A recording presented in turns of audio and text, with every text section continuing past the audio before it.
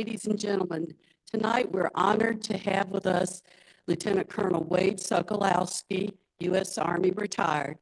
Thank you for your service, sir. Wade is an avid military historian with a passion for North Carolina's Civil War history. He's a prolific author, speaker, tour guide, and champion of North Carolina battlefield preservation, most notably Moore's Creek Battlefield and Bentonville Battlefield State Historic Site.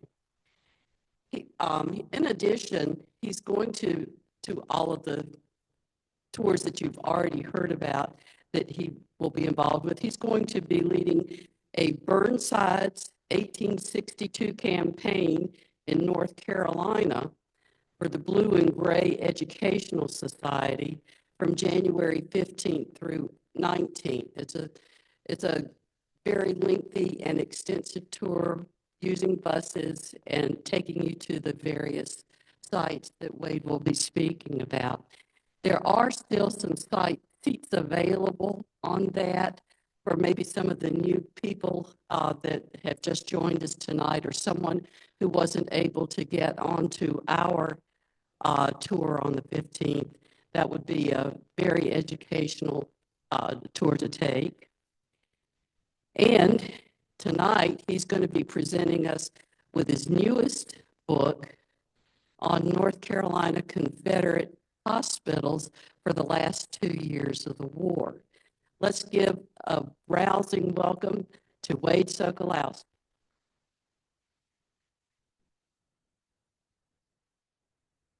Test.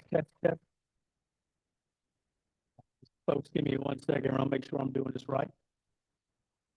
Okay, looks like it's going to show up.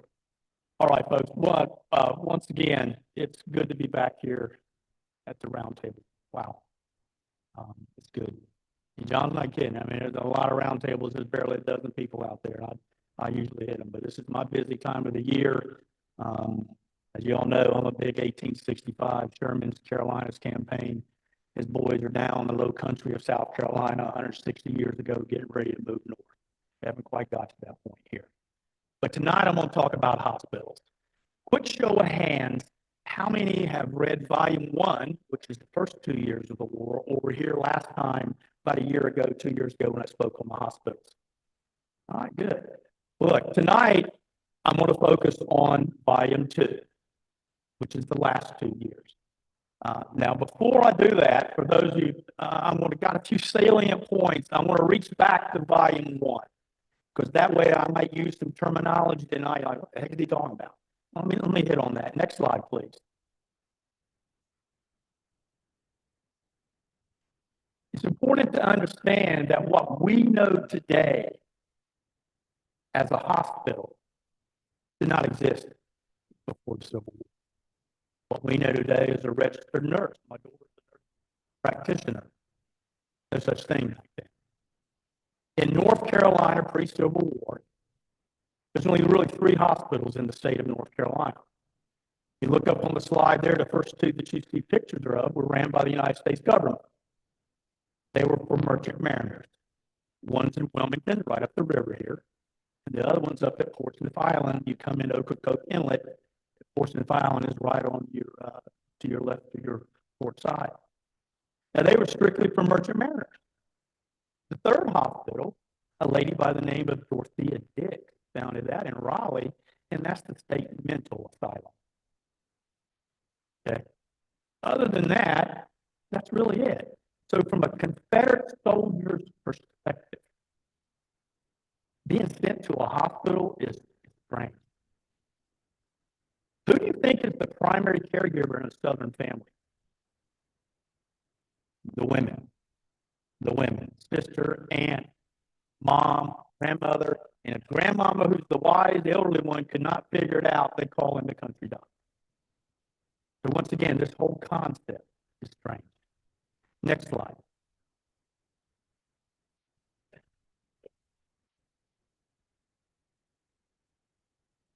When I delved into this, I thought every hospital was ran by the Confederate Army, right? No. I learned real quickly you have to follow the money. You see, both sides went into this conflict thinking, you've heard the old tales, one Southern boy could kill 10 Yankees, would be back in 60 days. Uh-huh. It turned into a 4-year struggle. So both Congresses, U.S. and Confederate, hardly allocated any money to the medical departments for hospitals.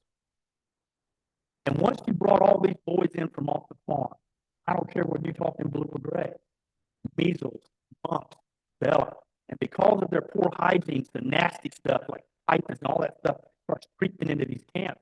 So before there's ever a shot fired, you've got soldiers going down for diseases and such, and there's no hospitals for them. The very first one you see is privately operated. Richmond had well over 24 hospitals early in the war. When this conflict first started, the vast majority of them were run by privately organizations. And ladies, this is where women got their feet in the door. I'm talking, there's a couple hospitals in Richmond that are 100% ran by women, administrative-wise and healthcare-wise. An Army doc would come by.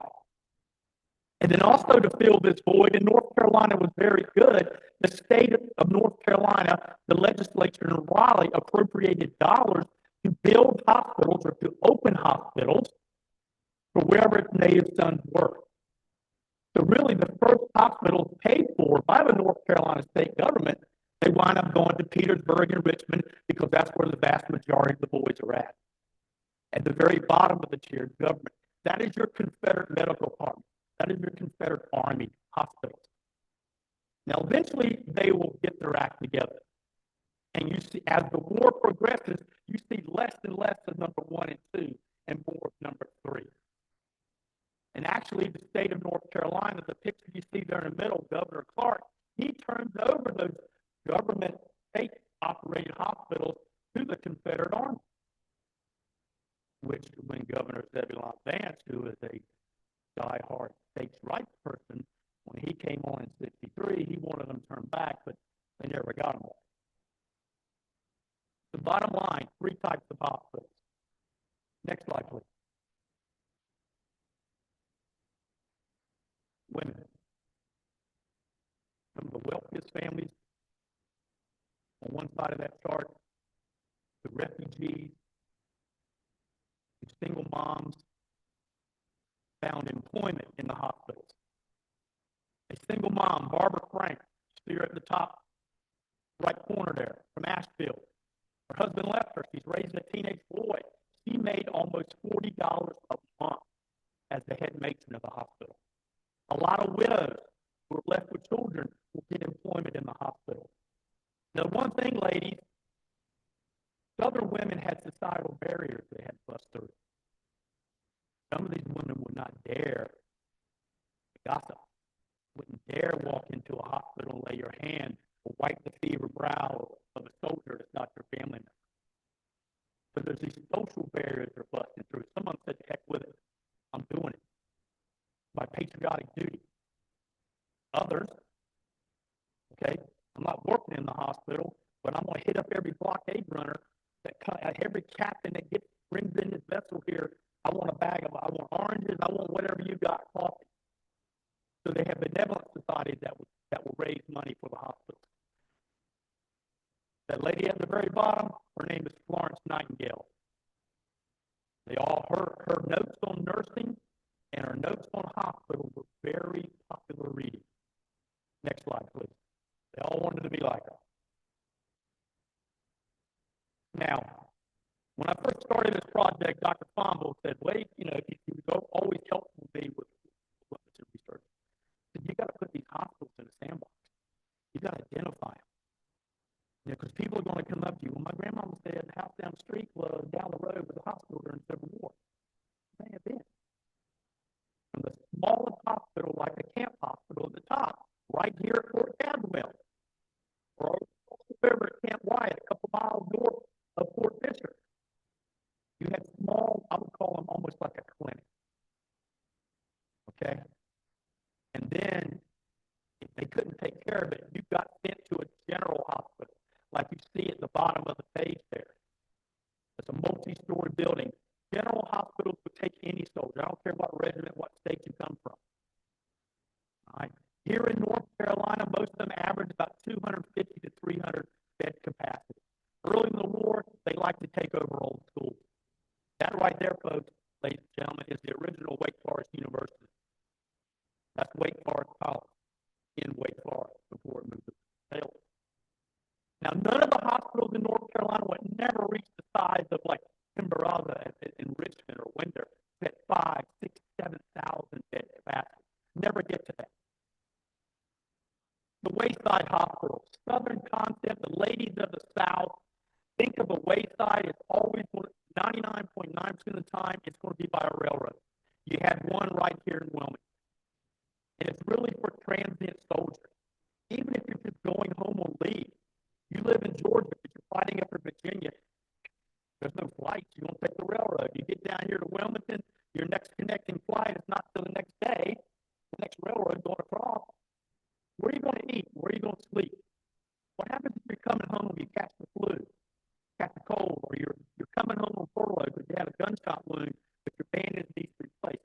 Wayside hospitals are very small in nature, 40, 50 bed capacity. But they're mainly for transient soldiers. And the very last one up there you see is temporary hospitals. When something like Wake Forest College General Hospital was overwhelmed and sick, they would impress the local churches, local homes. That's a good example of a temporary hospital. Next slide.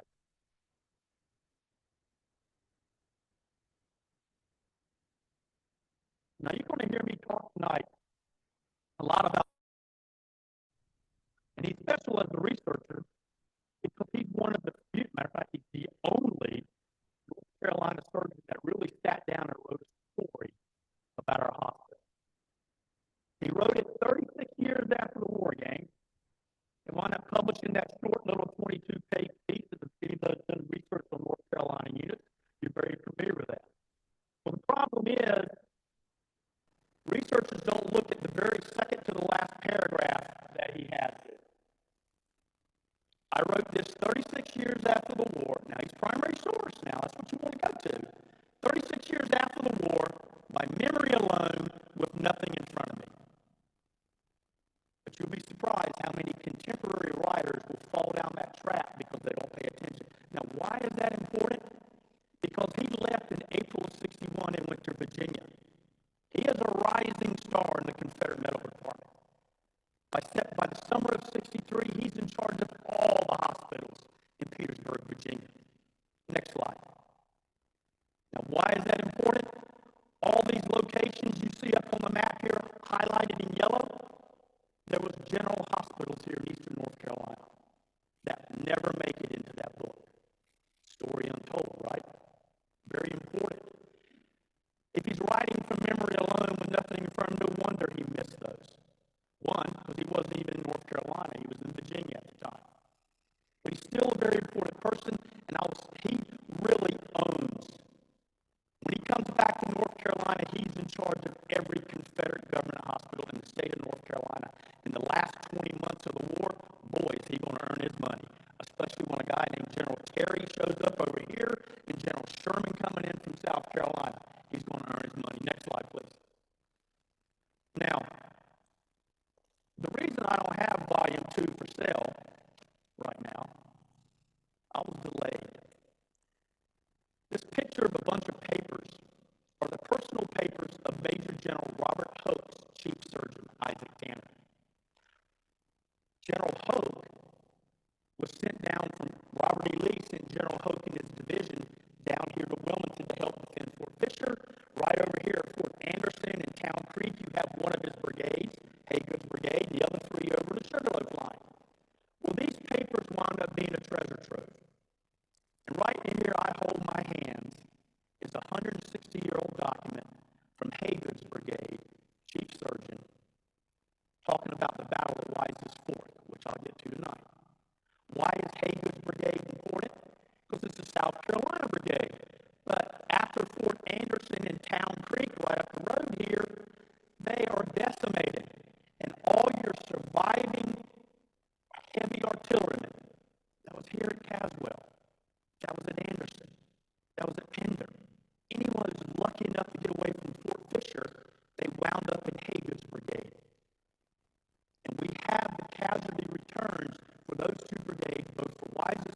Bentonville. And it's amazing as I look at these names here, some of those men will probably serve right here at Fort Casanova. Next slide. Now, for 1864, I'm going to break it up. Hit on some salient points, move quickly through it, just so you get the idea of what's happening here in the state of North Carolina. Very first slide. Next one, please. I've already mentioned Hines. Why did Hines come down here in September of 63? The gentleman up there to the left, Napoleon Covey, was the first medical director of all North Carolina hospitals. The problem with Covey was, remember what I mentioned about Governor Vance? Big-time states' rights. Covey was a Marylander, and Vance did not like that. And our boy over here at Fort Fisher in Wilmington, General Whiting, did not like Covey, because Whiting's trying to get a family member assigned to a hospital over in Wilmington, and Covey saying, no, I'm the medical director, all hospitals work for me. When I talked to him, determined his skill set, I'm moving where I think he's going to go. So essentially it got to the point, Covey told the Surgeon General, hey boss, I'm out of here. Send me to Alaska. I don't care, get me out of the state of North Carolina. And that's why Peter E. Hines shows up. Now, Peter E. Hines is a Raleigh boy. Fits right in at the capital of the governor, doesn't he? Next slide. Big thing here. Early on, March of 64, the Confederate Surgeon General tried to establish what's called a reserve surgical corps. He's copying a well-known surgeon from the Confederate Army of Tennessee out in the Western Theater, this concept of bringing in surgeons during after a major fight. Well, the Surgeon General wanted Congress to appropriate more money so I could hire more surgeons. Congress is not going to do that. So in March of 64, the Surgeon General says, okay, we're going to take it out of high. And he tells all his medical directors from the various states in the Confederacy, if there is an emergency, i.e. a big battle fought in your state, be prepared to pull hospital surgeons from the interior, wherever, and send them to that location. The purpose being is, someone like Surgeon Tanner with Hope's division, those surgeons can focus on immediate health care. They're the first line. They are the first doc to see a wounded soldier. But where does a wounded soldier go after a battle? He gets evacuated to the rear. So if your surgeons are focused on taking care of the wounded, they don't have time to figure out when's the next train coming, where's the ambulance, where am I going to get them? So the reserve surgical corps can flow in there, augment those surgeons doing surgeries, as well as start coordinating to the rear. Lo and behold, folks, in less than a month, the Reserve Surgical Corps will be activated right here in North Carolina, the very first time during the war. Next slide. And that occurs in a place called the Battle of Plymouth. There's General Hoke up there, and one of my homeboys from Beaufort, North Carolina, captain of the CSS Albemarle. He's a Beaufort boy, Beaufort native. Well, Hoke and Cook are going to go after Plymouth. All right, the heavy fighting has not started back up in Virginia, so Robert E. Lee allows Hoke to stay down here.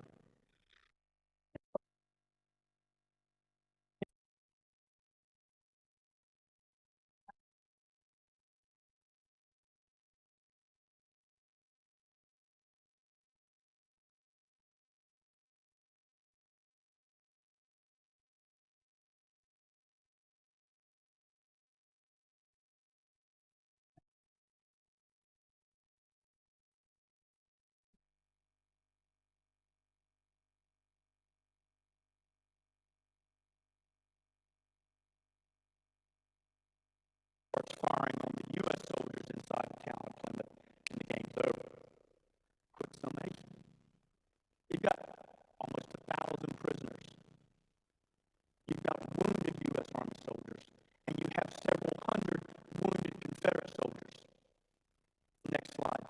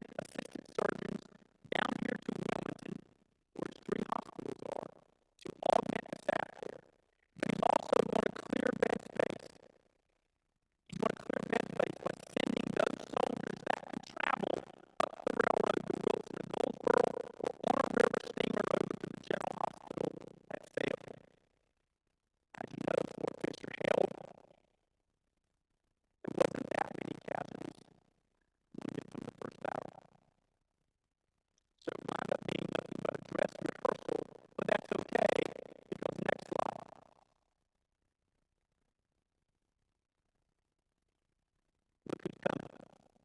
He's already left Savannah. He's in route. He's going to change the total footprint of North Carolina's hospitals here in the early part of 1865. So General Sherman's on his way. Next slide. Because of his march, General Grant, because they wanted to provide Sherman a safe haven on the coast, but also before he continues his move towards Petersburg and Richmond, that's where people think, oh, he's going to go to many places and surrender. No. When Grant approved Sherman's move to go north, he's actually headed to Petersburg and Richmond to help turn Robert E. Lee out of the trenches like South game's over. But he knows he has to be refitted in armies 400 some miles from Savannah up here to the coast. So they need a port. So Grant authorizes and orders the next expedition against Fort Fisher. Because if you want to use Fort Wilmington, you've got to take Fort Fisher first. Next slide.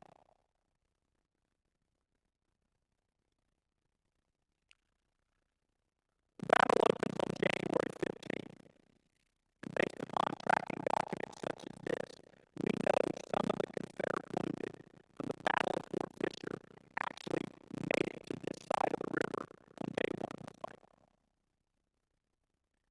But once the Federals did that amphibious landing to the north, look out, Camp Wyatt, where the post hospital was, they lost Craig's Landing.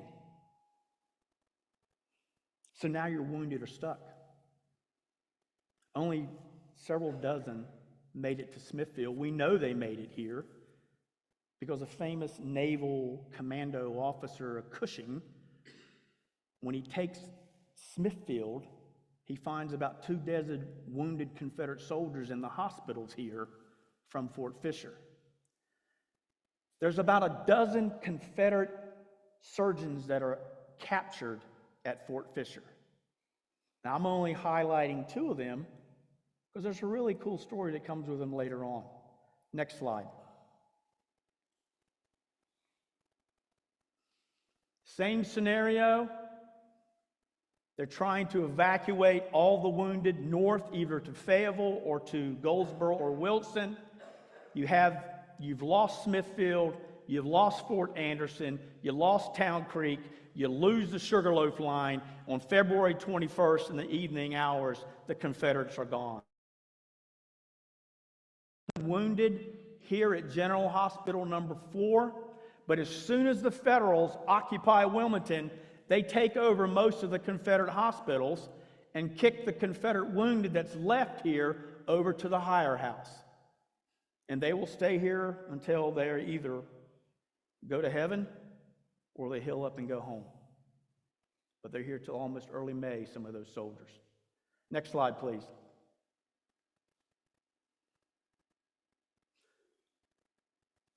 Once this falls, Wilmington, Fort Fisher, Town Creek, Anderson, 4 major battles are going to occur in North Carolina in a very 14-day period. 4 major battles. And several thousand wounded will be the result from it. And the problem is, folks, you got all this heavy fighting going on up here, but you're losing hospitals. Next slide, please. North Carolina is lucky because field hospitals, you find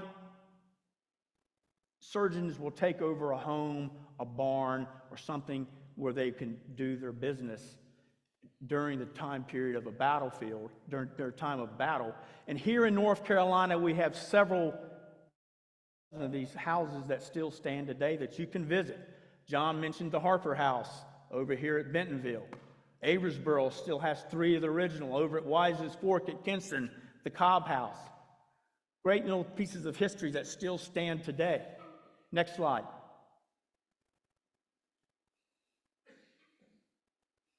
One of my favorite diarists is a nurse in the Goldsboro Hospital, Kate Sperry. She's a refugee from Winchester, Virginia. Her dad sends her to go live with her aunt because it's safe in Goldsboro, right? But she's a great diarist. And so much of that stuff, I mean, we're talking the day of, she's writing. She's talking about the battle over at Kinston. That's Wise's Fork. That's her hospital. She's a volunteer nurse there. He talks about taking over the courthouse and the fairgrounds at Goldsboro. There's so many wounded. Next slide, please. And here's a map that you see the hospital. There's the courthouse, and at the very bottom is the fairgrounds that she talks a lot about in her diary.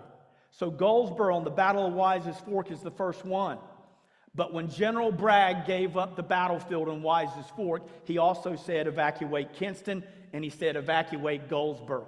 So her diary tells us that. She talks about the morning of March 11th, she showed up to work. Her old man, who was her husband, who worked in the hospital, he was a doctor, hospital steward.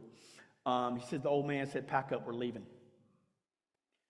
8 days later, her diary picks back up in High Point. Great first-person account. You can literally track the movement of her hospital from Goldsboro to High Point. Next slide, please. Everything is moving towards deeper into the Piedmont. Here's the Lebanon Field Hospital for the Confederates. This is Janie Smith, teenage girl. She's writing to her cousin, good friend, several weeks after the battle, describing what's happening. This is a Confederate field hospital. Talking about the ambulances coming up her driveway. This house still stands today. Matter of fact, it's still in the Smith family today. Next slide.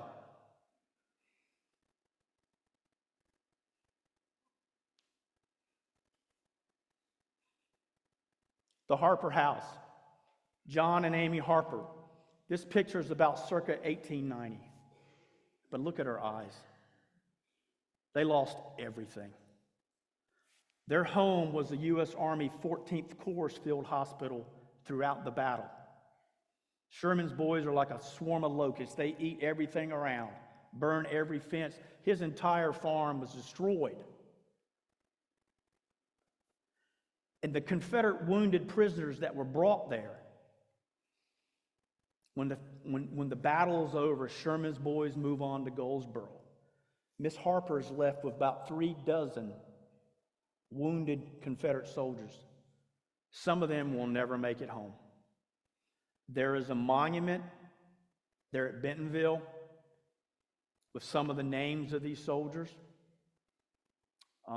There's some unmarked graves out there from the GPRs. They've done the studies, the ground penetrating radar. So a lot of those soldiers, the local women in there came and helped Miss Harper. Now, eventually the Confederate Army will find out about this. They will send surgeons and a team down there. But unfortunately, some of the wounded here in the Harper House can't be moved. You do the triage, they just can't be moved. You move them, they're going to die. So she cared for them for very many of them who now rest on an unmarked grave there at Bentonville. Next slide, please. Sherman showed up. Fayetteville. Wilmington's gone. Schofield and Cox have advanced over Newbern. Look, you've lost 7 Confederate hospitals in this one little area right here, along what I call the I-40, I-95 corridor right here. Notice how everything's moving now deeper into the Piedmont. Next slide. Temporary hospitals. Look at all the churches. Here's the First Baptist Church. You recognize this guy from Fort Fisher? Remember those 2 surgeons I was told you that was captured at Fort Fisher? Well, he's back in action. He's now in charge of all the church hospitals in Raleigh in March of '65. See, there was this agreement that surgeons would be exchanged, 1 for 1. They realized, you know what? He's going to take care of a wounded Federal soldier just like they are going to take care of a wounded Confederate soldier. So the quicker we get our surgeons back into the fight, whether you're blue or gray. So he is exchanged. By March 5th, he's back down here in North Carolina. And Hines puts him in charge of all the hospitals there. But you can see you went from 4 hospitals to 11 in just a matter of weeks in that 14-day period I was talking about. You lost 7 hospitals, folks. Where are they going to go? Raleigh is overflowing. Next slide. All the way out to High Point. This is the Barbie Wayside Hotel. This is a wayside hospital. It is the only private hospital that operated throughout the war. It was established in '63, but all the way till the end, only because Mr. Barbie cut a deal with Zebulon Vance that said, if you let your hotel be used as a hospital, then you don't have to join the state militia. See, it pays to have money. It can get you out of the war. Next slide. Well, here she are. Guess who shows up on March 19th? Here's my lady again. She is my favorite nurse. You gotta love her diary. She's at the Barbie Hotel. You know, these women, although she's married, there is a connection they develop with. And look at that bottom paragraph. That's a young lieutenant from 1st Florida Infantry. He's grievally wounded at the Battle of Bentonville. He can't see her, but he hears her voice, and it reminds him of his wife. Next slide, please. There was a deadly side to nursing, folks. I showed you the slides in volume 1, but even here in '65, we still have a deadly side to it. This is another young refugee, teenage girl, Janie Smith, who she's supposed to be on her way to Charleston to get married, but then you got this guy Sherman down in the Low Country, right? So the weddings get postponed. She's stuck in High Point. She volunteers and serves in the hospitals there. And then eventually she says, I'm going to go work in what was called, identify as a specialty hospital, a quarantine hospital. See, when you had outbreaks of yellow fever or smallpox, you get the infected out of town, you get them quarantined. She volunteered to go work in the quarantine hospital at High Point. She contracted disease and she died. That was her cemetery marker there in High Point. That's all the Confederate soldiers that died in the hospital behind her. This was her monument. I haven't seen it yet, but I am told the town of High Point took it down. But we'll figure that one out later. Next slide, please. There's Joseph Shepard, another one of them Fort Fisher surgeons. Got exchanged. Now he's back down in here in Greensboro. He's helping Miss Mary Kelly. Her husband is the Presbyterian minister. That's her church, his church. Once again, Greensboro is all kinds of various courthouse, you name it, Guilford County Courthouse. She talks about in her story, I didn't put it up here, but you got to be careful when you read some of these reminiscences, because she starts with a great sentence. It was the night of March 19th, and the wounded from Bentonville started to show up.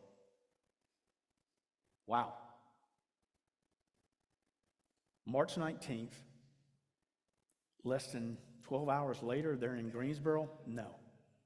The wounded that she thinks, yes, there's a battle going on at Bentonville, but the wounded that are showing up is Peter E. Hines emptying the Raleigh hospitals of those soldiers that could travel and sending them west on the railroad. That's the wounded she's seeing from Wise's Fork, Averysboro, probably Fort Fisher, Fort Anderson, those that are still there. But bottom line is you've got this, and there's Shepard who was captured. He's here now. Next slide, please. And you can see by right before the surrender with Johnston and Sherman on April 26th at the Bennett Place, right along in here. Look, it's all that's left is right in this area. But at even towards the end of the war, the first week of April, we're talking weeks and the war is over, Peter E. Hines is establishing hospitals at Statesville and Thomasville. He's still in the fight. I told you he was going to earn his money. And he is. But by April 26th, the war is over and everything is concentrated essentially between Charlotte and Greensboro. The war ends. Boys go home, those that can. Usually what happens, federal forces would occupy all these towns here. Confederate soldiers were usually consolidated. For example, Peter E. Hines and some of his other surgeons, they didn't go home till like June. because they're still taking care of the wounded Confederate soldiers that are left and could not. Although they're paroled, they can't travel, they can't go home. Next slide.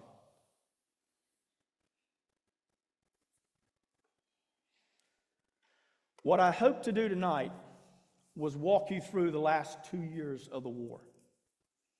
It's a very dramatic period, especially if you're Peter E. Hines. Like I said, he's earning his money. But I find it to be an interesting story. I've always wondered what happened to those of you who know me, I write about battles.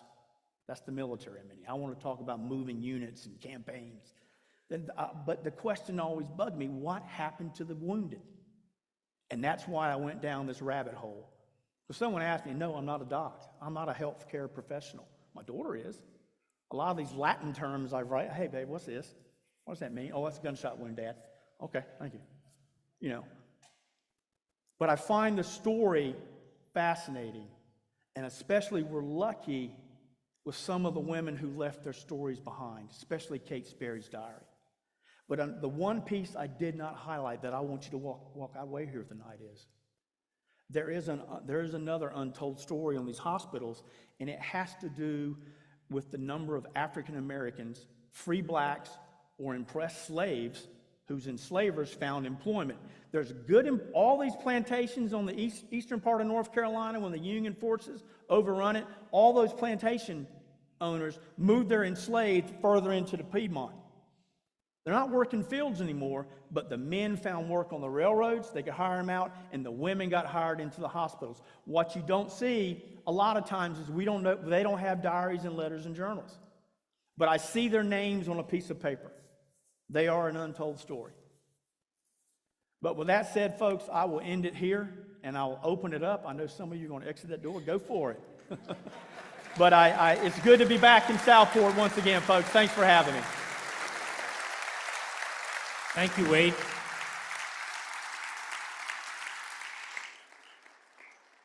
Okay, we have time for some questions, and anyone who has a question, the mic is over here. Line up. Anybody who has any questions for Wade? I'm going to start with one. All right. Where's your book? Where's your second book? Good question. We didn't set that up like that. Remember I showed you that pile of stuff, those papers? It was a treasure trove, folks. It was a private collection. That's all his papers throughout the war. And the gentleman who bought it started individually putting them on eBay. And I tracked him down. I said, look, make an offer. Put everything 1865, the Friends of Bentonville Battlefield are ready to write you a check today.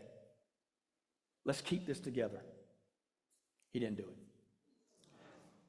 So we had to individually wait. But documents like this, I had to go back and work it into the narrative. And you got 3 or 4, a couple dozen documents like this. General Hoke's orders to his chief surgeon here in Wilmington. You got to work that stuff in. And that's what put me behind. And then it's the publishers, it's always a game when it comes to the printer. But he just called me, he's hard at it, and hopefully we're going to have it early February. But that's why. That's why. I just couldn't let that pass.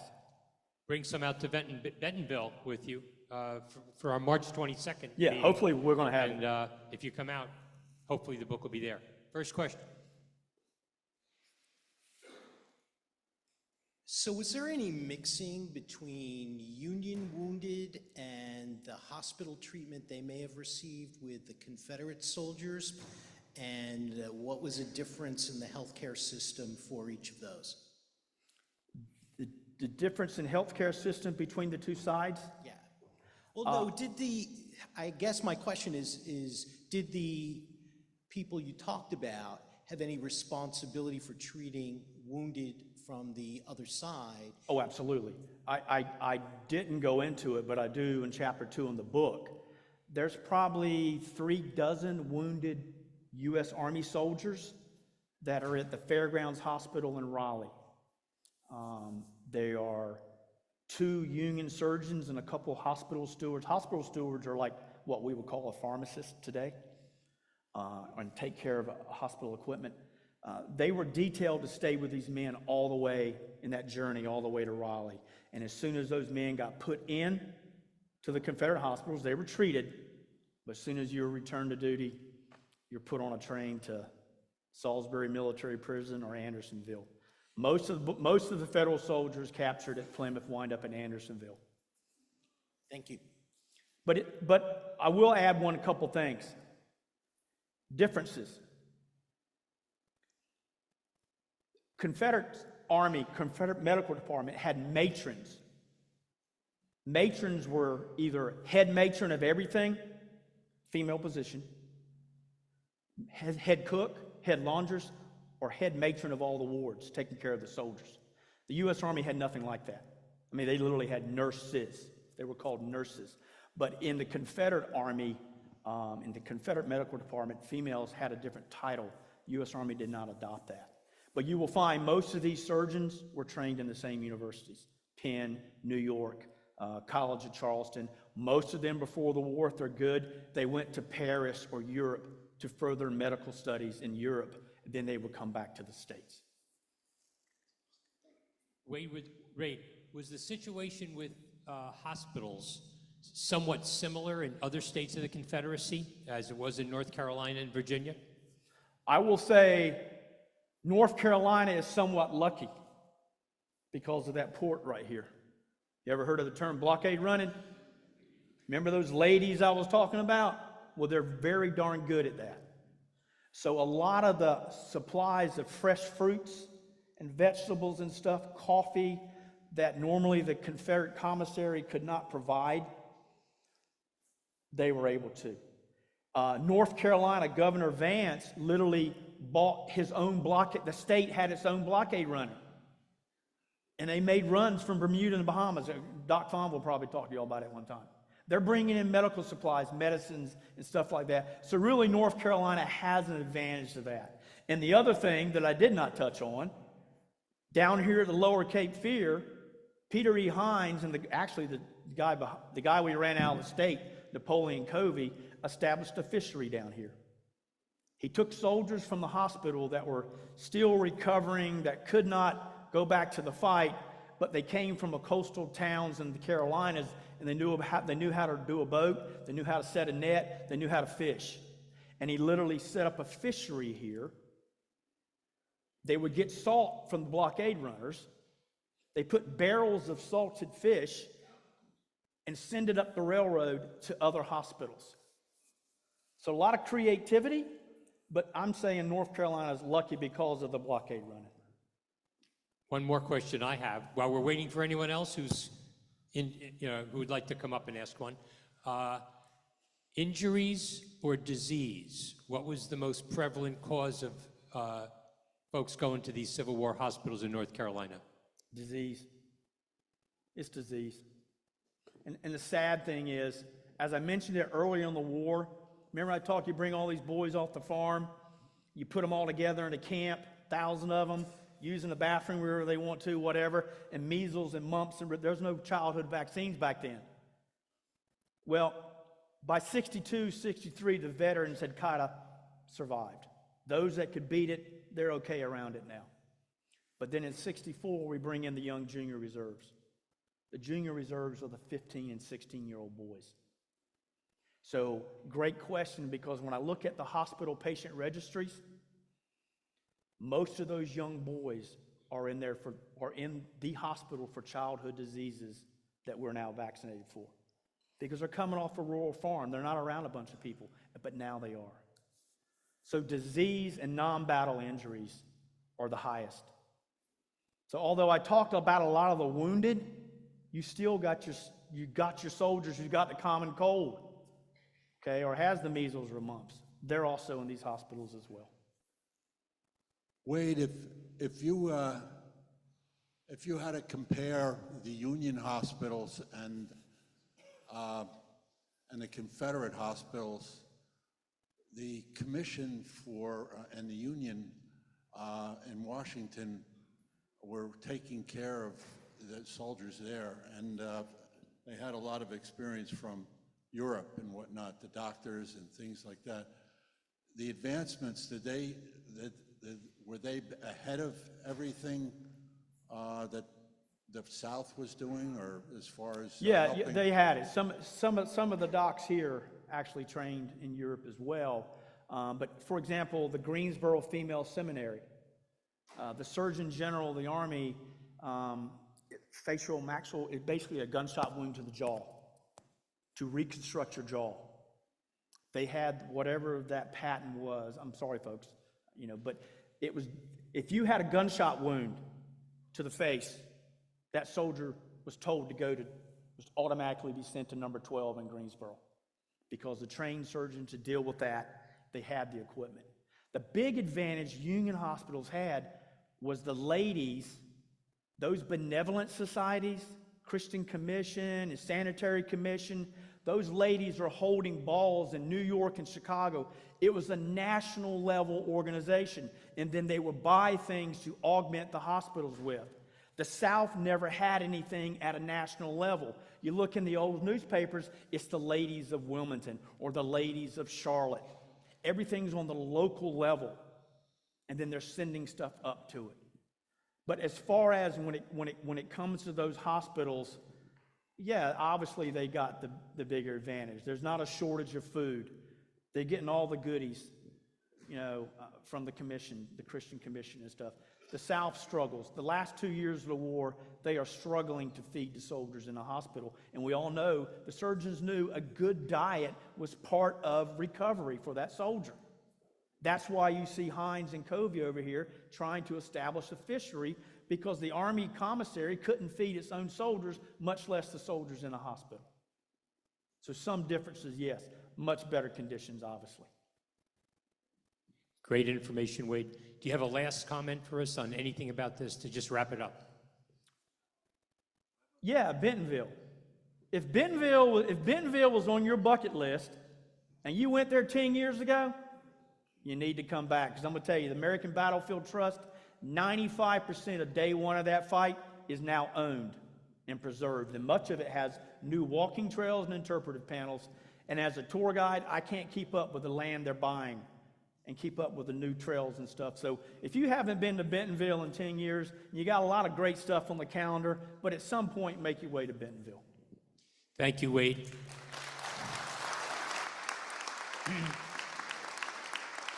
Folks, I'm going to hang around. If you got more questions, I've got nowhere to go till Beaufort tomorrow morning. So, Beaufort's own Army Colonel, Ranger, Wade Sokolosky.